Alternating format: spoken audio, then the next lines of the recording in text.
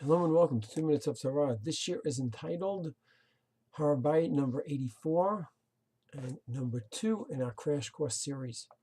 We spent plenty of time, almost a year, going through step by step the sugya of Har Habyit, going up, why one should, why one shouldn't.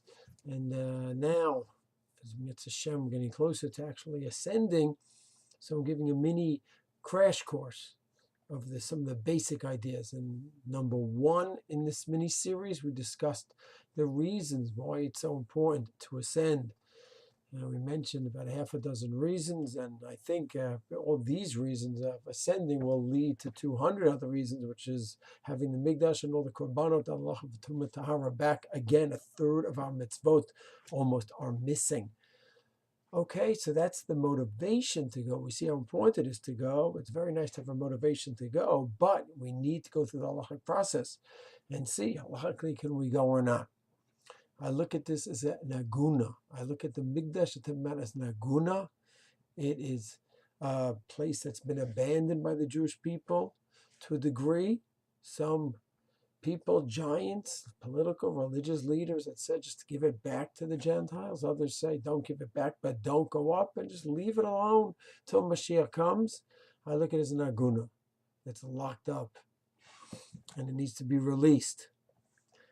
But doesn't mean we could go up now. You need to go through the halachic process and see legitimately and objectively, can we find a legitimate heta, legitimate permit, that we could be confident we're not violating karet. Just like an aguna, we want to free the aguna, but we can't free her unless halachically we could see that there's a legitimate permit to say, yes, we have the right to assume the husband has died. Short of that, all the desire in the world to free her, and all the passion and all the love to help her out, without the halachic process to say, yes, we found legitimate heta to let her remarry. Without that, we cannot, chas v'shalom, let her remarry. So too with Har Habyit. We can have all the motivation in the world, hundreds of reasons to go up. Without the halachic justification, cannot go up. It's an important rule here.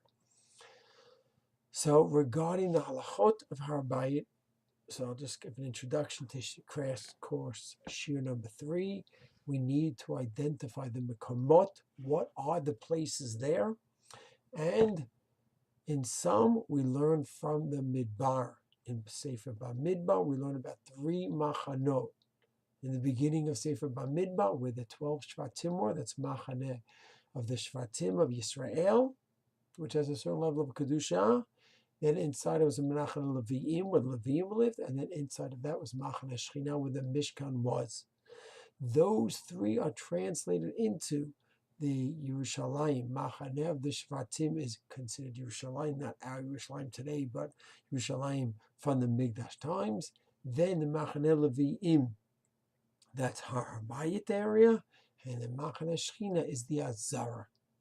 Mitzvah Hashem, we're going to, in shir number 3, analyze these 3 places and what's the halachic status of them back in the Mikdash times and today. Shalom.